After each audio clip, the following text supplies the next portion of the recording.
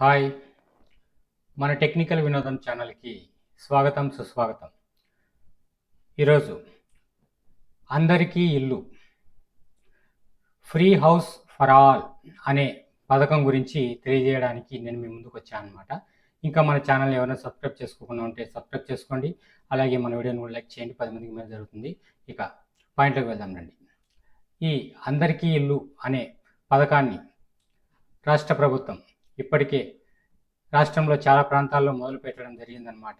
దీనికి సంబంధించి కొన్ని నియమాలు, అదేవిధంగా అర్హతలు, దానికి కావాల్సిన డాక్యుమెంట్ల గురించి సింపుల్‌గా షార్ట్‌కట్‌లో తెలియజేయడానికి నేను మీ ముందుకొచ్చాననమాట.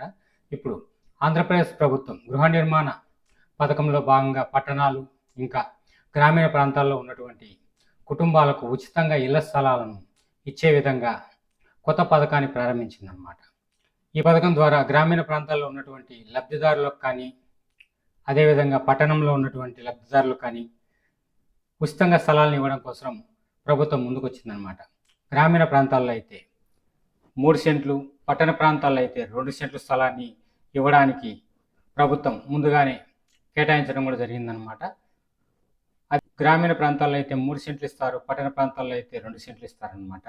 ఈ విధంగా ఎవరైనా కానీ అర్హులు ఉంటే వాళ్ళు అప్లై చేసుకునేదానికి సచివాలయాల్లో కానివ్వండి, గ్రామ వార్డు సచివాలయాల్లో కానివ్వండి, లేదంటే మీరు తహసీల్దార్ కార్యాలయంలో కానీ మీరు అప్లై చేసుకునేదానికి అవకాశం ఉందన్నమాట. ముఖ్యంగా దీనికి కావలసినటువంటి అర్హతలు ఏమని ఇప్పుడు చెప్తాను చూడండి సింపుల్గా.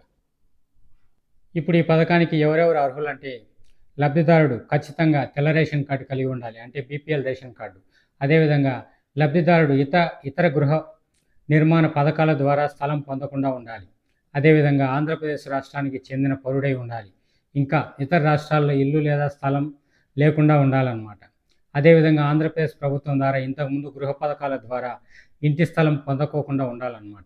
అదేవిధంగా ఇప్పటి వరకు కేంద్ర ప్రభుత్వ గృహ నిర్మాణ పథకాల్లో కూడా లబ్ధి పొందకోకుండా ఉండాలన్నమాట.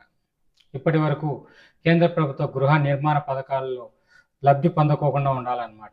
ఇంకా అభ్యర్థి ఎవరైతే మీరు అప్లై చేసుకుంటారో వాళ్ళు 2.5 ఎకరాల మాగాని కానివ్వండి, లేదంటే 5 ఎకరాల మెట్ట భూమి కానీ ఉండాలి. అంతకంటే ఎక్కువ ఉంటే వాళ్ళకు అర్హత ఉండదు.